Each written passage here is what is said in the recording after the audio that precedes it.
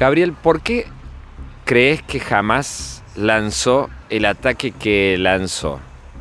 Hay una razón estratégica general, y es que Hamás, al igual que cualquier grupo radical islámico, no acepta la existencia de un Estado judío o cristiano en Tierra Santa Islámica. Es una cuestión de principio. El judío y el cristiano puede vivir bajo el Islam, según el Hamás, pero en un estatus de dhimmi, un ciudadano de segunda que tiene que pagar un precio por cabeza y todo tipo de impuestos especiales.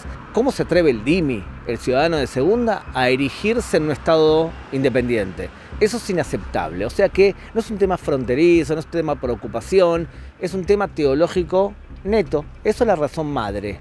Y la razón inmediata son de hecho dos razones. Una, sobreconfianza del sistema de seguridad de Israel, que pensaba que jamás no tenía lógica que jamás ataque, porque teníamos un montón de medidas de seguridad, la valla de seguridad inteligente, cúpula de hierro, y un montón de otros factores que la inteligencia analizaba que cualquier intención del Hamás sería irracional, o sea, sería irracional que nos ataquen. Ese pensamiento y esa concepción demostró estar errada, eso es la primera. Y lo segundo, que el patrón de Hamás, ideológico, no financiero, ideológico, es Irán.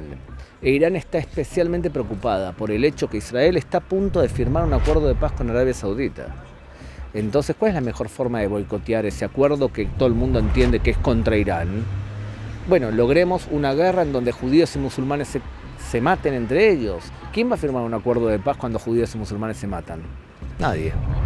A propósito de Irán, ¿entendés que las hostilidades que también Hezbollah lanza desde el norte están sincronizadas con las de Hamás por Irán? Acá hay dos factores regionales importantes que influyen sobre Hamás y sobre Hezbollah.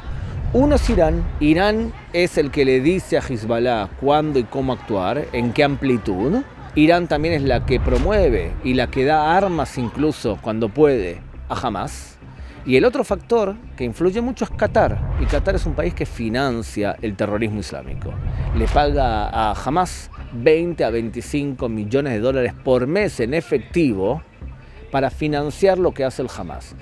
En otras palabras, nosotros como humanidad le dimos a Qatar el honor de organizar un mundial de fútbol y se lo dimos a un país que tiene una televisión que fomenta el yihadismo, como Al Jazeera, y un país que financia un grupo terrorista específico. Eso habla muy mal de nuestros valores morales como sociedad occidental. ¿Cómo sintetizarías el impacto en la sociedad israelí de la matanza perpetrada por Hamás? La mayoría de israelíes estábamos convencidos que nuestro servicio de inteligencia era como Dorón de Fauda. ¿Viste Dorón de la serie Fauda? Estábamos convencidos que éramos capaces de sortear un problema que nos presentase el Hamás con relativa facilidad.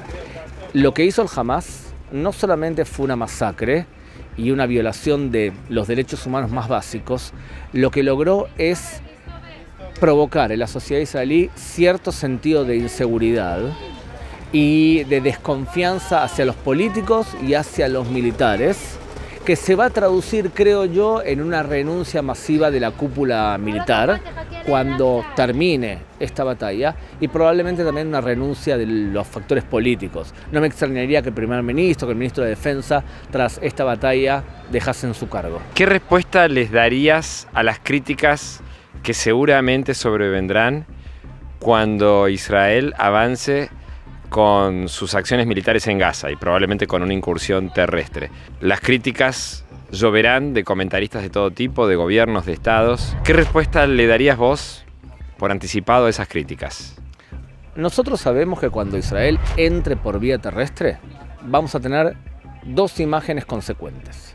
La primera, vamos a ver más destrucción y más imágenes de palestinos frente a israelíes, filmadas las imágenes por cámaras palestinos que actúan en Gaza con permiso del Hamás. Incluso si las imágenes se transmiten en BBC de Londres, lo filma un palestino. Lo segundo, vamos a ver un número de muertos mayor del lado palestino, un número de muertos que lo va a facilitar el Hamás, el Ministerio de Salud del Hamás. Y los medios de comunicación occidentales van a repetir la cifra como borregos, sin verificar si esos datos son correctos o no, teniendo en cuenta que el Hamás tiene una cultura de taquía, de ocultar la verdad, de mentir. En general después se descubre que la cifra no era así y que todos los que dicen que son civiles no son tan civiles, y en general termina siendo una cifra cercana a un muerto civil, un muerto militar. Mucho menor, que un montón de comparaciones de otros combates que hace un ejército ordinario frente a un grupo terrorista. Dicho todo esto, la pregunta va a ser si la crítica va a ser humanitaria, si la crítica va a ser pro-Palestina en serio, porque pro-Palestina en serio es aquel que se queja por las muertes de civiles inocentes, pero también se quejó porque los palestinos estaban presos a manos de Hamás, o por qué murieron niños palestinos construyendo los túneles, o por qué no se le daba un bienestar a los palestinos durante los días del Hamás. O sea, aquella persona que solamente protesta por los muertos palestinos ahora y no protestó antes, ese no es pro-palestino, ese es anti-israelí. O sea, no nos engañemos. Y por otro lado, un argumento reiterado es que los israelíes hacen uso exagerado de la fuerza. Y ahí hay varias respuestas a tener en cuenta. La más importante es que en general ese argumento se repite todo el tiempo. O sea, cualquier acción que haga el ejército israelí, para muchos es uso exagerado de la fuerza. Lo que uno podría concluir que lo que están pidiendo es que los israelíes no se defiendan directamente. O sea, van a tener una cobertura simpática siempre y cuando se dejen matar.